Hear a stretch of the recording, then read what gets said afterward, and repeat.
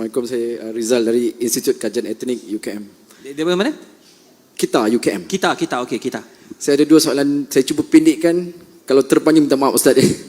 Nombor satu, kalau dalam konteks kesatuan ummah, cabaran dan harapannya, kalau kita berbicara tadi untuk menyatukan orang mazhab-mazhab yang ada di dalam Islam sebagainya, bagaimana kalau kita nak menyatukan aliran-aliran lain di dalam Islam seperti Syiah, Wahabi dan sebagainya bersatu bersama kami dalam konteks Islam? Itu yang pertama. Yang kedua, apabila berpindahnya ibu negara Israel ke Jerusalem, adakah itu petanda bahawa laluan untuk Dajjal daripada Isfahan, Iran akan terus bersemayam di Jerusalem? Pandangan Ustaz. Terima kasih Ustaz. Terima kasih Dok.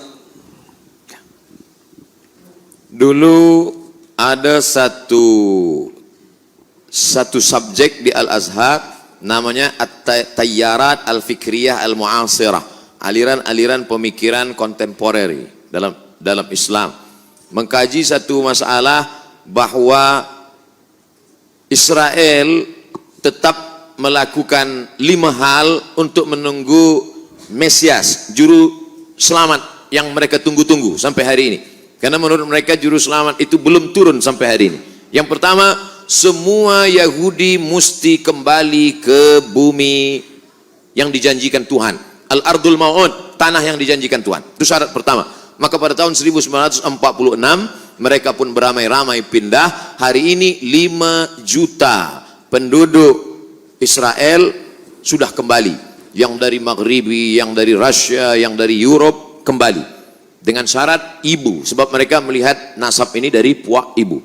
Yang kedua, mereka dulu pernah dihancurkan pada masa Kaisar Nebukadnezar yang menghancurkan Temple of Solomon. Maka mereka mesti membalaskan sakit hati terhadap Nebukadnezar. Kampung Nebukadnezar adalah Babel, Babilonia adalah Irak sekarang. Oleh sebab itu Irak mesti dihancurkan. Itulah makanya serangan kepada Irak ini terus bertubi-tubi hingga hari ini.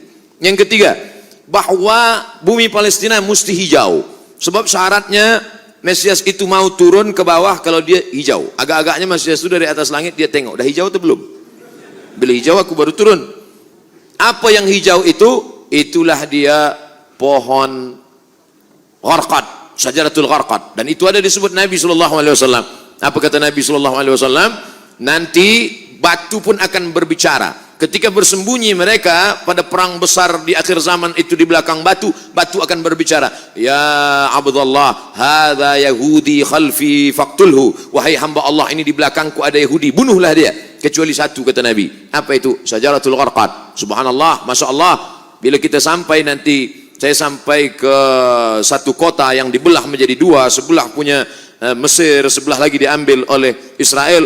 Saya tengok dengan mata kepala saya sendiri, pohon-pohon gharqad mereka tanam menghijau seperti pokok pines. Lalu kemudian yang kelima, bahwa mereka mesti menguasai yang pernah dikuasai oleh Sulaiman dulu. Maka itu disebut dengan Great Israelian, Israel Raya, Israel besar. Mana batasnya?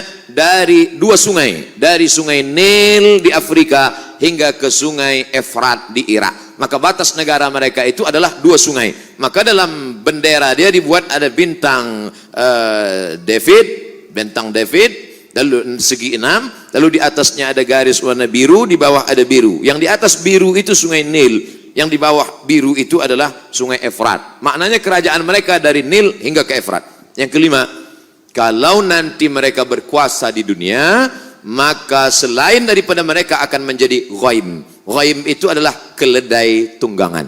Yang bukan dia akan menjadi ghaim. Siapa dia? Maka mereka tidak mengajak orang luar kepada agama dia. Sebab dia adalah agama sekaligus nation. Beza dengan kita. Kita Melayu. Tapi bukan agama. Beza dengan mereka. Mereka adalah Yahudi sekaligus sebagai agama. Maka yang bukan mereka, bukan golongan mereka akan menjadi ghaim, keledai tunggangan. Itulah yang terjadi saat ini. Maka ini mesti disuarakan. Video saya tentang ini sudah diupload di YouTube, hanya beberapa jam saja, lepas itu hilang. Kalau tak percaya, coba upload.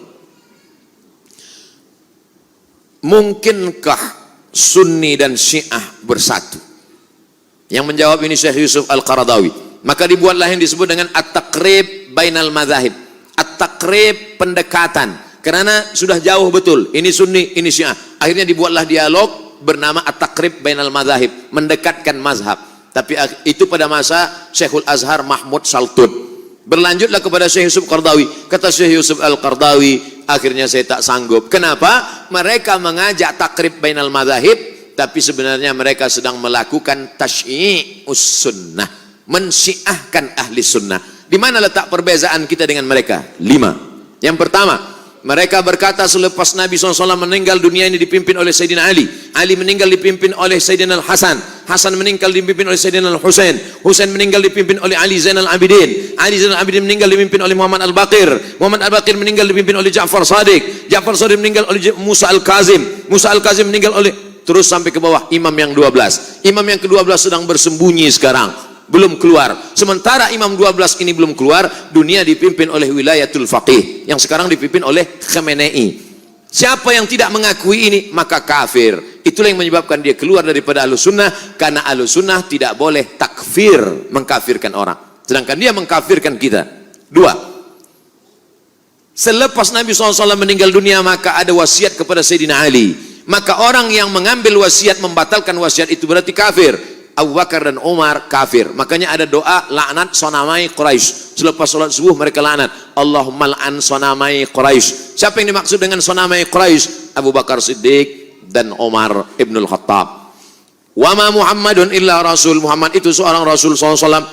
Qad khalas min qablihi rusul. Sebelum-sebelumnya Rasul sudah meninggal. Afa immata, kalau dia mati meninggal dunia.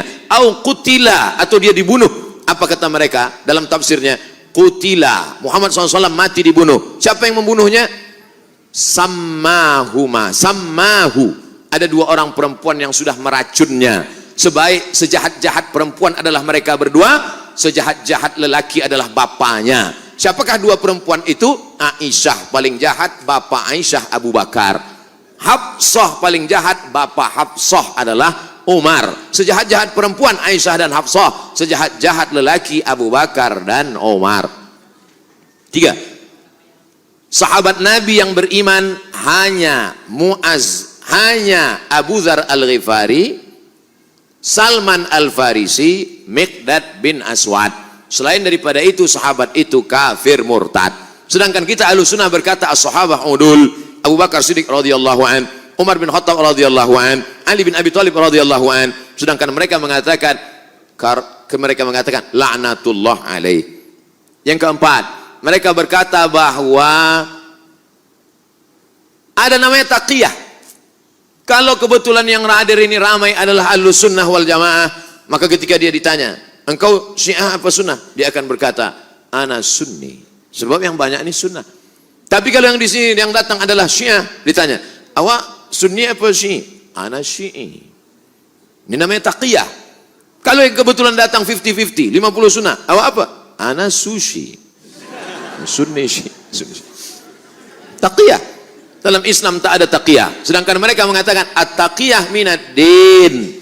Taqiyah ini minad din. Siapa yang tidak bertaqiyah maka dia tidak beragama. Tidak beragama Syiah maksudnya. Yang kelima, mereka memahamkan ada akidah mereka disebut dengan mut'ah. Hari ini mut'ah luar biasa. Berapa banyak orang terkena penyakit. Seorang dokter medikal di Bandung, dia buat dalam buku, dia tulis buku itu. Dia bercerita bagaimana seorang perempuan yang memakai niqab, memakai cadar datang, tapi dia terkejut kenapa terkena, maaf, penyakit sipilis. Kenapa terkena sipilis? Rupanya ikut jamaah.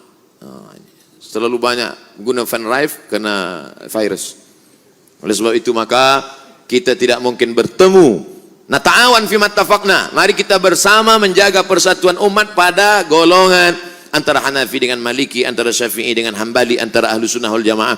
Tapi kalau sudah kepada Ahlul Bid'ah, maka dalam hal ini mesti, alhamdulillah, Malaysia merupakan kerajaan yang tegas dalam bidang ini.